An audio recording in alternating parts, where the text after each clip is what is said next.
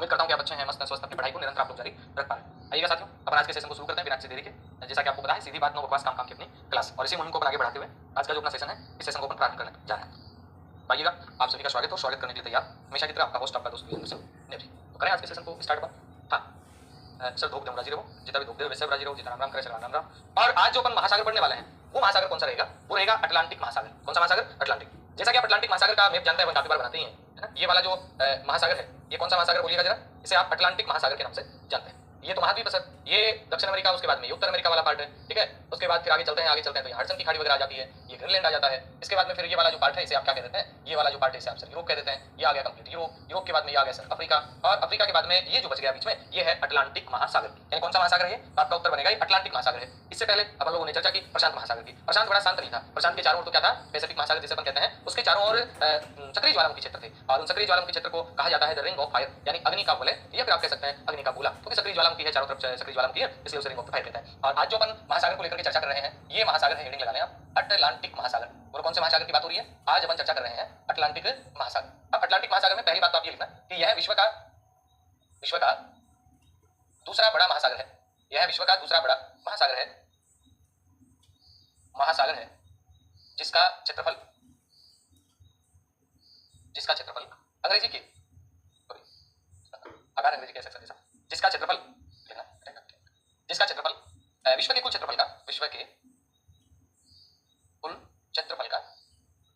क्षेत्रफल का कितना है? तो आप कहेंगे 1/6 भाग है। अगला प्रश्न आप ये कह सकते हैं कि इस महासागर की जो आकृति है वो कैसी है? तो देखो, आपको देख पा रहे होंगे, ये अंग्रेजी के एस अक्षर जैसा दिखता है। तो आप लिख सकते हैं इसकी आकृति की अगर बात करते हैं महासागर की, तो इसकी जो आकृति है वो कैसी है? वो अंग्रेजी के एस अक्षर जैसी है। इसकी आकृति अंग्रेजी के एस अक्षर जैसी है। अंग्रेजी के कौन से अक्षर जैसी है? तो याद रखिएगा, अंग्रेजी के एस अक्षर जैसी है। यानी इसकी आकृति कैसी है? तो याद रखेंगे अंग्रेजी के एस अक्षर जैसी। अब एस अक्षर जैसे तो आप ये भी कह सकते हैं, ये भूमध्य रेखा पे तो क्या है? थोड़ा संकरा, और उसके बाद ध्रुवों की ओर जाते हैं तो चौड़ा होता है। ये भी विशेषता इसकी लिखिएगा। यह है भूमध्य रेखा पर थोड़ा संकरा, वह ध्रुवों की ओर जाने पर चौड़ा होता जाता है। और सबसे ज्यादा चौड़ाई लगभग 35 डिग्री जो अक्षांश है, वहां पे इसकी चौड़ाई और बढ़ जाती है। अब एक बात और याद रखना कि अटलांटिक महासागर का निर्माण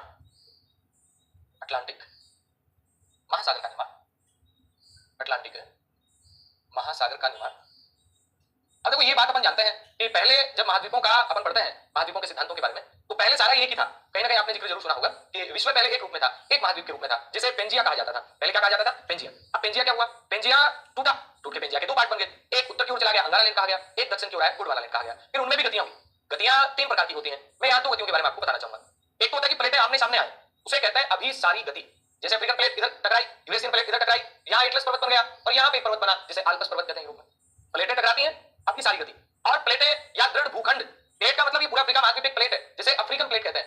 ये कंप्लीट है साउथ अमेरिका, नॉर्थ अमेरिका एक प्लेट है, इसे अपन अमेरिकन प्लेट कहते हैं। ये उत्तरी अमेरिकन प्लेट है, ये दक्षिण अमेरिकन प्लेट है। तो ये प्लेट है, और प्लेटें जो है जब एक दूसरे से विपरीत जाती हैं, है ना, तो यहाँ पे ये विपरीत गई तो गैप बना। इस गैप के अंदर धीरे धीरे पानी आया। पानी कौन सा आया? पेंजिया के चारों तरफ जल राशि थी, जिसे पेंटालासा कहा गया था, और वो पानी यहाँ पे आया, महासागर का निर्माण हो गया। प्रश्न बनेगा कि इस महासागर का निर्माण प्लेटों की कौन सी गति के कारण हुआ है? आपका उत्तर क्या बनेगा? प्लेटों की अपसारी गति के कारण। तो इसका निर्माण प्लेटों की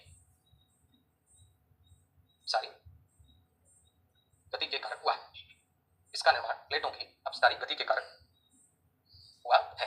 तो याद रखिएगा, अटलांटिक महासागर का निर्माण अगर कोई आपसे पूछे तो आप क्या जवाब देंगे? अटलांटिक महासागर का निर्माण ये प्लेटों की अपसारी गति के कारण हुआ है। अटलांटिक महासागर का निर्माण अगर कोई आपसे पूछे तो आपका क्या जवाब बनेगा? अटलांटिक महासागर का निर्माण ये प्लेटों की अपसारी गति के कारण हुआ है। प्लेटों की कौन सी गति के कारण हुआ है? तो याद रखिएगा, प्लेटों की अपसारी गति के कारण ये जो गति होती है, ये प्लेट जैसे मान लो ऐसे है, ये दूर जाएगी तो बीच वाले भाग में दरार रहेगी, और यहाँ पे एक सागर बन गया, महासागर बन गया, जिसे हमने अटलांटिक महासागर नाम दिया है। तो याद रखिएगा, इसका निर्माण किसके कारण हुआ है? प्लेटों की अपसारी गति के कारण इसका निर्माण हुआ। लिख पाए? पैसिफिक ओशियन के कितने पार्ट? एक ही पार्ट था पैसिफिक ओशियन का, ठीक है।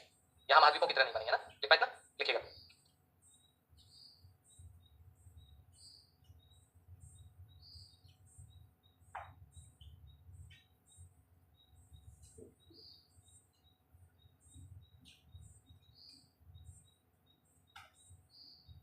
हाँ जी, ठीक है। चलिए आगे चलते हैं सर, और बात करते हैं, ठीक है। अब सुनो, इसके बाद में बात आएगी, हेडिंग लगाएं, अटलांटिक महासागर के सीमांत सागर। यानी अटलांटिक जो महासागर है, उसमें सीमांत जो सागर है वो कौन कौन से? ये बन दिखता है। अच्छा, सीमांत सागर का मतलब वही बात कि यहाँ कौन कौन से सागर है।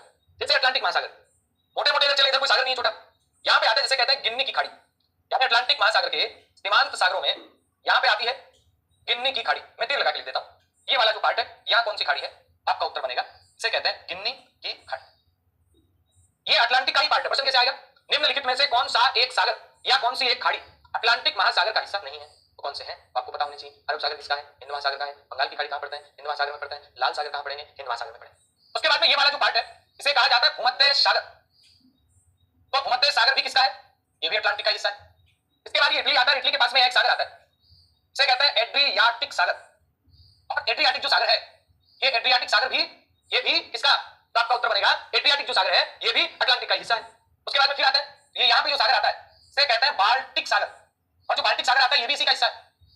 इसके बाद फिर यहां पे खाड़ी आती है, इसे कहते हैं बोथानिया की खाड़ी। तो बोथानिया की खाड़ी भी किसका पार्ट है, आपका उत्तर बनेगा बोथानिया की जो खाड़ी है ये भी अटलांटिक का ही पार्ट है। फिर आगे बढ़ते हैं, तो ये वाला जो पार्ट आता है इसे कहते हैं नॉर्वेजियन सागर। तो नॉर्वेजियन सागर की बात कर रहे हैं अपन, नॉर्वेजियन सागर भी किसका हिस्सा है, ये भी अटलांटिक का हिस्सा है। इसके बाद में ये वाला पार्ट है इसे नाम देते हैं उत्तरी सागर। कौन सा सागर नाम देते हैं, तो आप कहेंगे उत्तरी सागर। उत्तरी सागर भी किसका पार्ट है, तो आप कहेंगे सर ये अटलांटिक का ही पार्ट है। फिर आगे बढ़ते हैं, यहां पे खाड़ी आती है जिसे कहते हैं बिस्के की खाड़ी। बोलो कौन सी खाड़ी कहते हैं इसको, बिस्के की खाड़ी। तो बिस्के की खाड़ी अगर आपसे पूछे तो भी आपका उत्तर क्या बनेगा, बिस्के की खाड़ी भी अटलांटिक का ही हिस्सा है। फिर आगे बढ़ते हैं, तो ये वाला जो पार्ट आता है ये कंप्लीट पार्ट तो अटलांटिक महासागर है ही है, लेकिन इसमें यहां पे एक सागर आता है जिसे कहते हैं सारगेसो सागर। कौन सा सागर कहते हैं इसको, सारगेसो सागर। और एक बात और याद रखना, सारगेसो सागर जो है ये स्पेशल किसके लिए जाना जाता है, तो आप लिखेंगे सारगेसो जो सागर है ये जाना जाता है सागरीय घास के लिए। सारगेसो सागर सागरीय घास के लिए जाना जाता है, सागरीय घास हेतु प्रसिद्ध है। और सागरीय जो घास के लिए जाना जाता है, तो एक बात और याद रखना, ये सागरीय घास ऐसी ऐसा लगता है जैसे धरातल है, जैसे स्थल भाग है, और इसीलिए इसे कहा जाता है ब्रह्म का सागर। और ये प्रश्न काफी बार आया हुआ है, ब्रह्म का सागर वाला नहीं। इस सारगेसो सागर की स्थिति है, आपका उत्तर आएगा अटलांटिक में है, लेकिन अटलांटिक में कहां पे है, तो याद रखिएगा अटलांटिक में, उत्तर अटलांटिक में है। इसे ब्रह्म सागर भी कहा जाता है, ब्रह्म सागर भी कहा जाता है। उसके बाद में फिर आगे चलते हैं, तो इधर और कौन सा सागर आता है, ये वाला सागर यहां पे कौन सा आता है, कैरेबियन सागर। तो लिखें कैरेबियन सागर, कैरेबियन द्वीप है उसी आधार पे कैरेबियन सागर। उसके बाद यहां पे आता है इसे कहते हैं मैक्सिको की खाड़ी। तो कौन सी खाड़ी कहते हैं जिसको, मैक्सिको की खाड़ी, ये आ गई यहां पे मैक्सिको की खाड़ी। उसके बाद में फिर आगे चलते हैं, तो यहां पे आता है एक गल्फ ऑफ लॉरेंस, यानी आप कह सकते हैं लॉरेंस की खाड़ी। कौन सी खाड़ी आती है यहां पे, तो आपका उत्तर आएगा यहां पे आती है लॉरेंस की खाड़ी, सेंट लॉरेंस की खाड़ी। उसके बाद फिर आगे चलते हैं, ऊपर की ओर जाते हैं, तो यहां लेब्रेडोर सागर आता है। लेब्रेडोर सागर जहां से लेब्रेडोर की ठंडी धार आती है, लेब्रेडोर सागर। लेब्रेडोर सागर के बाद में फिर आते हैं, ये वाली आती है हडसन की खाड़ी। विश्व की तमाम जो खाड़ियां हैं इनमें सबसे बड़ी खाड़ी ये आती है हडसन की खाड़ी। तो लिखिए बड़ी खाड़ी। फिर बात करते हैं, तो यहां पे आता है कौन सा, तो आप कहेंगे बेफिन सागर आता है यहां पे। और ये जो जल संधि इसका नाम आता है डेविस जल संधि, जो अपन महाद्वीप जब पढ़ते हैं वहां इसका जिक्र होता है, विश्व की सबसे चौड़ी जल संधि आती है। तो यहां पे आप लिखें बेफिन सागर, बाकी नहीं लिखे तो भी चलेगा, कितने लिखें। एक यहां पे सागर आता है जिसे कहते हैं स्कोसिया सागर। स्कोसिया सागर, कौन सा सागर कहते हैं इसको, स्कोसिया सागर कहते हैं, स्कोसिया सागर। अब आपसे ये पूछा जाए कि स्कोसिया सागर कौन से पार्ट में है, तो याद रखिएगा स्कोसिया सागर दक्षिणी पार्ट के अंदर है। अर्जेंटीना सागर पूछे तो भी आपका उत्तर आएगा दक्षिणी भाग में ही है। इतना सा आपको याद रखना है, स्कोसिया सागर दक्षिण में है, अर्जेंटीना सागर दक्षिण में है, बाकी सारे उत्तर में, उत्तर में। अटलांटिक का कोई इक्का दुक्का पार्टी दक्षिण में आ सकता है, बाकी सारे सागर जो है उत्तरी उत्तर में। गिनी की खाड़ी उत्तर में है, कैरिबियन सागर उत्तर में है, मैक्सिको की खाड़ी उत्तर में है, सारगेसो सागर उत्तर में है, लॉरेंस की खाड़ी उत्तर में है, लेब्रेडोर सागर उत्तर में है, हडसन की खाड़ी उत्तर में है, नॉर्वेजियन सागर उत्तर में है, ठीक है। इसके बाद यहाँ इरविंगर सागर आता है, ये उत्तर में है। बोथानिया की खाड़ी उत्तर में है। इसके बाद बात करें तो बाल्टिक सागर उत्तर में है, उत्तरी सागर उत्तर में है, बिस्के की खाड़ी है, एड्रियाटिक सागर है, काला सागर भी का पार्ट है, एशियन सागर भी का पार्ट है। ये पंजे महाद्वीप पढ़ते हैं वहां पे चर्चा हो जाती है इनकी, तो लिखिए आप इतना। ये अटलांटिक महासागर के क्या है, सीमांत सागर है। तो आप लिख सकते हैं, हेडिंग लगा लें अटलांटिक महासागर के सीमांत सागर, हमें अलग लगा देता हूं यहाँ पे, अटलांटिक के सीमांत सागर। अटलांटिक के कैसे सागर, तो आप कहेंगे सीमांत सागर, ठीक है, लिखें ना।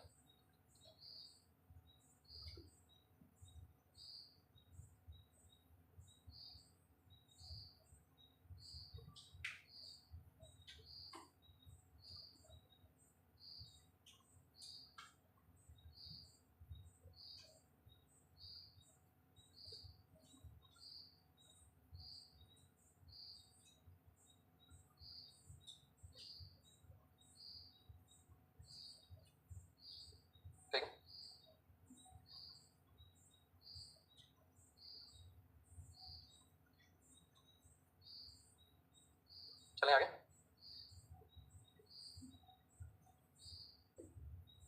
हाँ जी, लिख दिया तो आगे चला, दिक्कत आ, ठीक है, चला, चलो चलो। हाँ एक मिनट, एक और है यहाँ पे, देखिए ना वापस, अंडी की खाड़ी यहाँ पे आती है, ऊपर लिख लेना, इधर आती है, इसे कहते हैं अंडी की खाड़ी। अंडी क्वेश्चन कैसे आएगा, जैसे सारगेसो सागर स्थिति है, पहला ऑप्शन आएगा उत्तरी अटलांटिक, दूसरा आएगा दक्षिण अटलांटिक। आपका उत्तर क्या आएगा? उत्तर अटलांटिक। दूसरी टाइप क्या बनेगी क्वेश्चन की? निम्न में से कौन एक अटलांटिक का हिस्सा नहीं है? कौन एक अटलांटिक का हिस्सा नहीं है? ए नंबर आएगा जैसे बेरिंग सागर, बी नंबर जैसे आएगा मैक्सिको की खाड़ी, डी। ये भी इसी के दे देंगे तो ये नहीं है। बेरिंग सागर किसका है? बेरिंग सागर तो प्रशांत में आता है, तो ये इसका हिस्सा नहीं होगा। ऐसे यहाँ आपको याद रख लेना, ठीक है? तो ये इतना याद रखें। ये यहाँ पे एक और लिखा बे फिन की खाड़ी। कौन सी खाड़ी? तो यहाँ एक खाड़ी और लिखा बे फिन की खाड़ी, बे फिन खाड़ी, इतना लिखा। ओके, यहाँ तक कोई दिक्कत नहीं है सर? समझ नहीं आया सर? समझ नहीं आया बता देते दोबारा। क्वेश्चन है सारगेसु सागर की स्थिति। सारगेसु सागर कहाँ है? ये इधर से गुजर गई भूमध्य रेखा,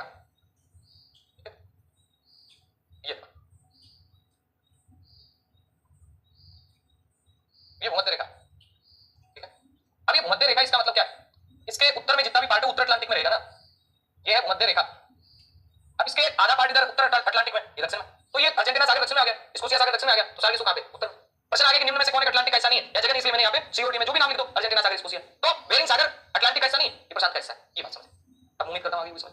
ठीक, ठीक है सर, लिखो अब नेक्स्ट लिखो। हेडिंग लगा,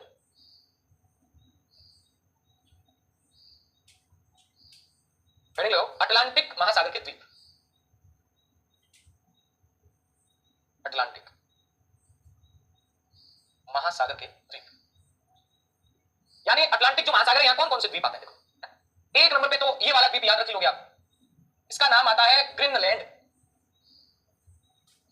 उसके बाद आप जानते हैं ये वाला आइसलैंड, आइसलैंड, आइसलैंड भी कहां पे? अटलांटिक में ही है। इसके बाद में फिर आगे चलते हैं आप, तो यहां पे एक आता है अजोर्स द्वीप। आप लिखें अजोर्स द्वीप।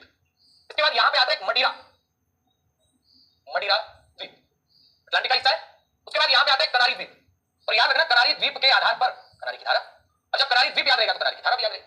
अजोर्स द्वीप अटलांटिक का हिस्सा है, मदिरा द्वीप अटलांटिक का हिस्सा है, कनारी द्वीप अटलांटिक का हिस्सा है। अब यहां पे आता है केप वर्डे, लिखें केप वर्डे द्वीप, केप वर्डे द्वीप। इसके बाद में फिर आगे चलते हैं, इधर कोई द्वीप आता है, करेंगे बातें।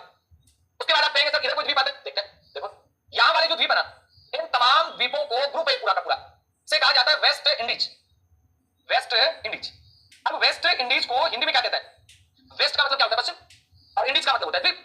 याद रखिएगा पश्चिमी द्वीप समूह है, तो लिखें वेस्ट इंडीज का मतलब आप लिखें पश्चिमी द्वीप समूह, यानी यहां पे बहुत सारे द्वीपों का समूह है, और इस समूह को क्या कहा जाता है? तो आप कहेंगे इसे कहा जाता है पश्चिमी द्वीप समूह। अब पश्चिमी द्वीप समूह की बात आती है तो याद रखिएगा क्यूबा, जमैका, हेती, बहामास, ये तो लिखें क्यूबा, जमैका, हेती, बहामास आदि। अब क्यूबा है, जमैका है, हेती है, बहामास है, हवाना है। उसके बाद में यहां पे ये वाला जो पार्ट आता है, यहां तक बरमुडा, बरमुडा द्वीप आता है। और ये एक रहस्यमय एक ऐसा चित्र है, पता नहीं कौन सी शक्ति काम कर रही है, तो जाता है वो यहीं का होकर रह जाता है, और यहीं का होकर रह जाता है। इसका मतलब ये रहस्यमय चित्र ही है, बरमुडा ट्रायंगल यहां पे। उसके बाद ये वाला द्वीप है, इसे कहते हैं न्यू न्यू फाउंड लैंड, क्या कहते हैं इसको? न्यू फाउंड लैंड, ये न्यू फाउंड लैंड है। उसके बाद में सर कौन कौन से द्वीप यहां पे आते हैं? ये आइसलैंड आ गया, इधर न्यू फाउंड लैंड आ गया। इधर आता है बेफिन, ये वाला जो पार्ट है इसे क्या कहते हैं? बेफिन द्वीप, ये बेफिन द्वीप आ गया। इसके बाद में नीचे चलते हैं अपन, तो याद रखिएगा यहां पे एक द्वीप आता है जिसे कहते हैं फॉकलैंड द्वीप, तो लिखें। और जब फॉकलैंड द्वीप याद रहेगा तो निश्चित रूप से आपको फॉकलैंड की धारा भी याद हो जाएगी। उसके बाद फिर नीचे चले, ये वाला यहां पे आता है स्कोशिया, तो लिखें आप स्कोशिया द्वीप, कोमा शटलैंड द्वीप,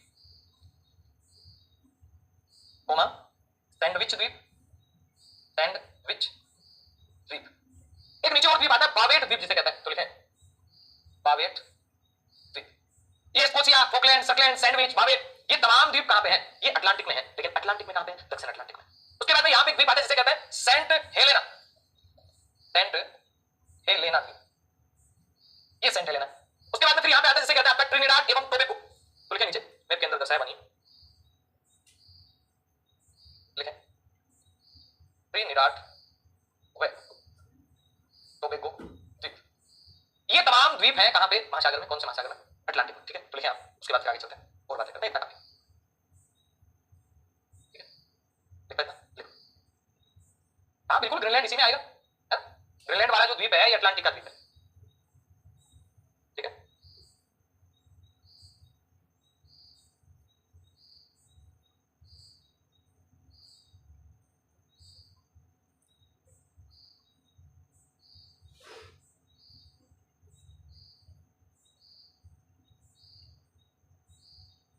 हाँ जी चला।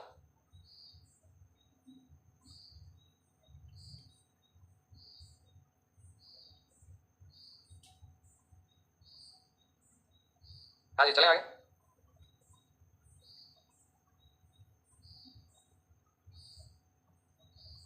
चलो अब ये तो पता नहीं अपने को भी पढ़ने तो रिसर्च किया है। देखो मैं तो अक्सर एक ही बात कहता हूँ, विज्ञानी बनने के लिए मुझे तो नहीं तो पढ़ना और नहीं पढ़ाना। अपने तो सीधी सी बात है, पेपर में आरबीसी पूछते वो पढ़ा देते हैं, है ना। इतना ज्यादा रिसर्च मैंने भी नहीं किया कि क्या है यहाँ पे, तो एक्चुअल वीडियो आते हैं वो यूट्यूब पे बहुत सारे मिल जाएंगे, है ना। इतना याद है बरमूडा ट्रायंगल अटलांटिक में आरबीसी पूछे, बस बस ये याद कर लेना, ठीक है ना। ये देखो सीधी बात बताएं हम तो। आगे लिखो, लिखो अजोर्स द्वीप ये किसके अधिकार क्षेत्र में? पुर्तगाल, पुर्तगाल के अधिकार क्षेत्र में, ठीक है। उसके बाद कनारी द्वीप स्पेन, उसके बाद मडीरा द्वीप ये पुर्तगाल, पिस्टन दा कुन्हा दक्षिण अटलांटिक में यूएसए का, ठीक है। उसके बाद मिलते हैं नेक्स्ट द्वीप आता है ग्रीनलैंड। ग्रीनलैंड राजनीतिक रूप से तो यूरोप का पार्ट है और भौगोलिक रूप से अमेरिका का, ठीक है। यह है राजनीतिक रूप से तो यूरोप का हिस्सा है, राजनीतिक रूप से तो यूरोप का हिस्सा है, लेकिन भौगोलिक रूप से, भौगोलिक रूप से किसका है? राजनीतिक रूप से तो यूरोप का, ठीक बात है, लेकिन भौगोलिक रूप से अमेरिका का है, भौगोलिक रूप से अमेरिका का हिस्सा है, भौगोलिक रूप से किसका हिस्सा है? अमेरिका का, ठीक है। उसके बाद लिखें, ठीक है सर, लिखें बावेट द्वीप, ये नाम लिखा है जो दक्षिण में है, बावेट द्वीप इसमें लिखना है। उसके बाद लिखें सेंट हेलेना, सेंट जॉर्ज ये यूके के अधिकार क्षेत्र, सेंट हेलेना और सेंट जॉर्ज यूके के अधिकार क्षेत्र, ओके। अच्छा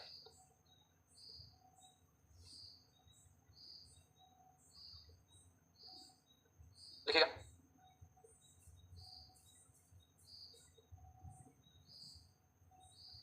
लिखता है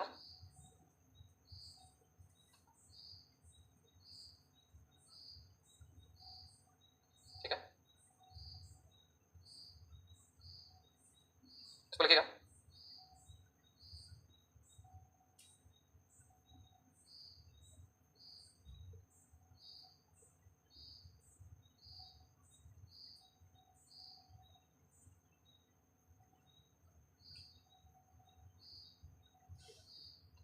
हाँ जी चला क्या?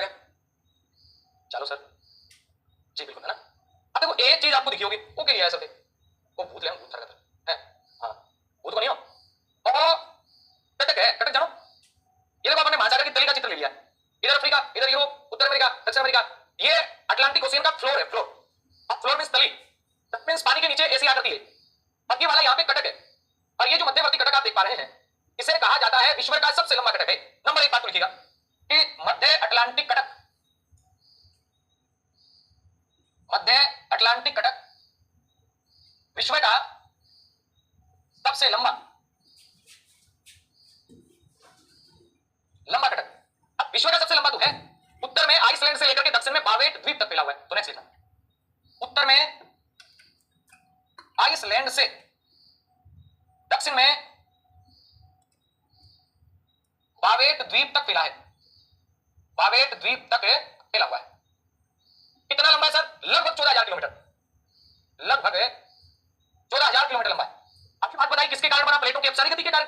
चलो अब मान लेते हैं अगर अपन इसके ऐसे टुकड़े कर दें, ऐसे दो टुकड़े कर दें, नीचे वाले पार्ट को क्या नाम दिया जाएगा? चैलेंजर कटक, और ऊपर वाले पार्ट को क्या नाम दिया जाएगा? डॉल्फिन कटक। ये तो इसके दो पार्ट हो गए। एक ग्रीनलैंड के जो नीचे पार्ट रह गया उसे कहा जाएगा टेलीग्राफिक पठार, यानी जो ग्रीनलैंड के जस्ट नीचे पार्ट है इस वाले पार्ट को क्या नाम दिया जाएगा? तो आप कहेंगे इसे टेलीग्राफिक पठार कह रहे हैं अपन। ये डॉल्फिन कटक है, ये चैलेंजर कटक है, ये चैलेंजर कटक, ये डॉल्फिन कटक, और ये वाला कहलाता है टेलीग्राफिक पठार। और कौन सा पठार? टेलीग्राफिक पठार। आगे बात करते हैं, दो नाम आएंगे मिलते जुलते। एक अफ्रीका की तरफ ये भाग आता है, इसे कहते हैं वालविस कटक, ये है वालविस कटक, इनकी थोड़ी लिखूंगा आगे। एक आता है आइसलैंड की तरफ, इसे कहते हैं विविल, विविल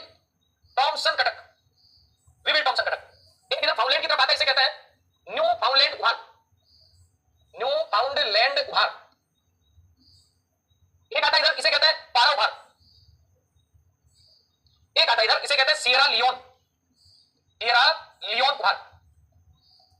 एक इधर आता दक्षिण अमेरिका की तरफ, इसे कहते हैं रियो ग्रांडी उभार। ये मध्य अटलांटिक कटक के था। अब विश्व में किसी भी महासागर में ऐसे कटक नहीं। तो आप लिखें इस कटक का निर्माण, इस मध्यवर्ती कटक का निर्माण, इस मध्यवर्ती कटक का निर्माण प्लेटों की अपसारी गति के कारण हुआ है। यानी इस मध्यवर्ती कटक का जो निर्माण है ये किसके कारण हुआ है? आपका उत्तर बनेगा इस मध्यवर्ती कटक का निर्माण प्लेटों की अपसारी गति के कारण हुआ है। कौन सी गति के कारण हुआ है? अपसारी गति के। इतना चलें आगे। देखो कटक क्या होता है, कल की क्लास नहीं थी, किसका मतलब? कटक का मतलब महासागरों के अंदर पर्वतीय क्षेत्र, जैसे महाद्वीपों पे पर्वत बनते हैं ना, उसी प्रकार महासागरों में भी बनते हैं। ठीक है,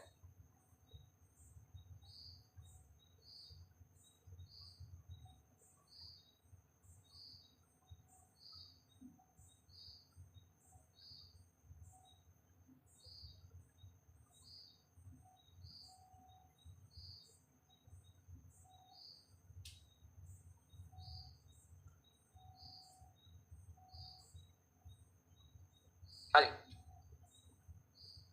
कैसे लिखें? तो कैसे लिखने पड़ेंगे? कैसे कैसे क्या लिखो? अभी लिखवाता हूं उनको। कैसे लिखो? लिखना डाल्फिन कटक, मध्य अटलांटिक कटक का, अटलांटिक कटक का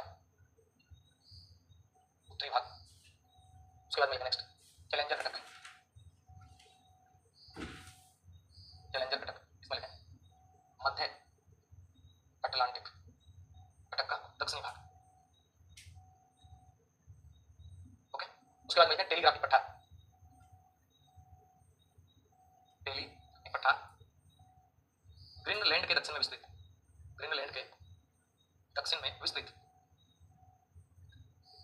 पठार। उसके बाद मिलते हैं विविल टॉमसन कटक, वो वाल्वी से नीचे वाला है ना, weevil Thomson Cuttack, weevil Thomson Cuttack मिलता ग्रीनलैंड व आइसलैंड के मध्य कटक। ये है कौन सा? Weevil Thomson Cuttack. Weevil Thomson Cuttack किसके मध्य? ग्रीनलैंड और आइसलैंड के मध्य। तो लिखना न्यू फाउंडलैंड उभार, न्यू फाउंडलैंड उभार, न्यू फाउंडलैंड द्वीप के पास, द्वीप के पास ब्रैकेट में लिखना 50 डिग्री उत्तरी अक्षांश के पास। ठीक है, फिर लिखना पारा उभार, भूमध्य रेखा के पास उत्तर पश्चिम में, पास उत्तर पश्चिम में। एक आता है सियरा लियोन, ये उत्तर पूर्व में। नेक्स्ट लिखें सियरा लियोन उभार, सियरा लियोन उभार लिखना भूमध्य रेखा के पास उत्तर पूर्व में। लिखना रायो ग्रैंडी दक्षिण में, दक्षिण अमेरिका की ओर, ऐसे लिखो दक्षिण अमेरिका की ओर। और वाल्विस अफ्रीका की ओर, वाल्विस कटक इसमें लिखें अफ्रीका की ओर। वाल्विस कटक किधर है? ये अफ्रीका की ओर है। रायो ग्रैंडी कटक किधर है? ये दक्षिण अमेरिका की ओर। बस डॉल्फिन कटक मध्य अटलांटिक कटक का उत्तरी भाग है, चैलेंजर कटक मध्य अटलांटिक कटक का दक्षिणी भाग है, टेलीग्राफिक पठार ग्रीनलैंड के दक्षिण में विस्तृत पठार है, विविल टॉमसन कटक की बात करें तो ग्रीनलैंड और आइसलैंड के मध्य कटक है, न्यू फाउंडलैंड उभार की बात करें तो न्यू फाउंडलैंड द्वीप के पास में है, पारा उभार की बात करें तो मध्य रेखा के पास उत्तर पश्चिम में है, और सियरा लियोन ये उत्तर पूर्व में है, रायो ग्रैंडी दक्षिण अमेरिका की ओर है, वाल्विस अफ्रीका की ओर। ये थ्योरी है। तो ऐसे लिखें, तो विद्यार्थी कमेंट कर रहा है इनको कैसे लिखें सर? ऐसे लिखें। हाँ जी, चलें आगे। आगे नेक्स्ट अटलांटिक के गर्त, अटलांटिक के गर्त, पुर्टो रिको, अटलांटिक का गहरा। आगे सैंडविच गर्त, रोमांस गर्त, नरेश गर्त, मोस्ले, मोस्ले गर्त, चुग गर्त, पार्टिपीडिया गर्त, बुचानन गर्त, बुचानन गर्त, केनन गर्त। ये तमाम गर्त कहां पे? अटलांटिक महासागर। ठीक है, तो ये अटलांटिक महासागर के वो गर्त है, वो याद रखें। ठीक है, अब छुट्टी कर दो सर, छुट्टी करना आपने, छुट्टी के बाद थोड़ी लगा अपन को कुछ नहीं, थोड़ी बड़ी छुट्टी करवा दी। आज के लिए इतना काफी है, आज की छुट्टी, बाकी बात है कल के सेशन में करेंगे। और कल हिंद महासागर की बात करेंगे।